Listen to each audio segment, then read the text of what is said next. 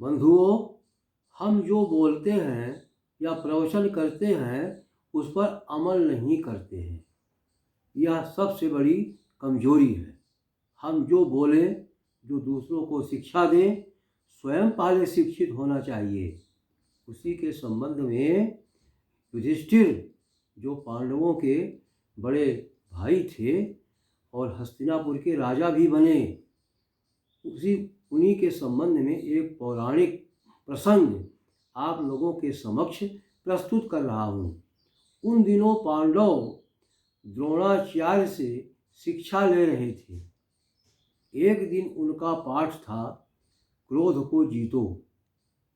पाठ पढ़ाने के बाद द्रोणाचार्य ने अर्जुन, भीम, नकुल, सहदेव और युधिष्ठिर सभी से पूछा, पाठ याद हो गया क्या?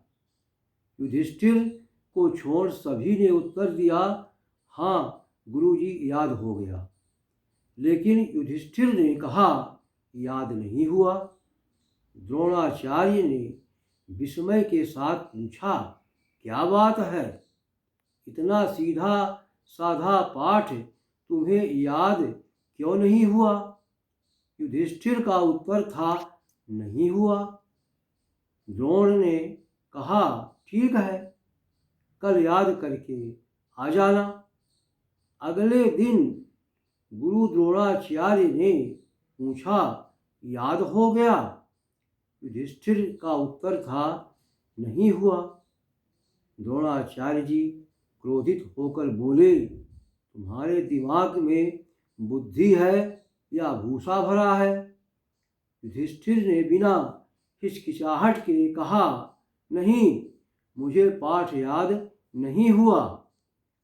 द्रोणाचार्य ने गरजते हुए कहा, तुमने 2 दिन बर्बाद कर दिया। यदि तुम कल पाठ याद करके नहीं आए तो तुम्हें दंड देंगे। तीसरे दिन भी युधिष्ठिर ने पूछने पर उत्तर नहीं में दिया।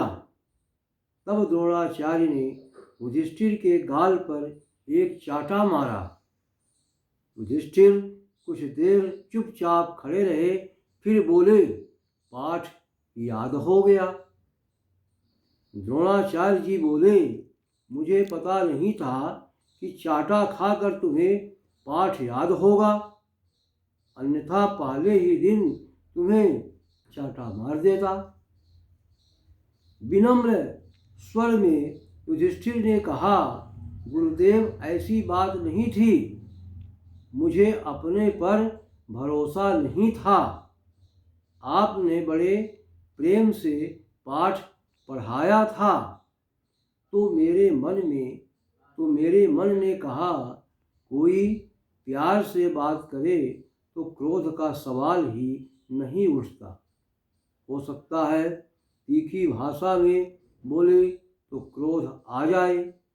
अगले दिन जब आपने कहा कि मेरे दिमाग में बुद्धि है या भूसा, तब भी मुझे क्रोध नहीं आया।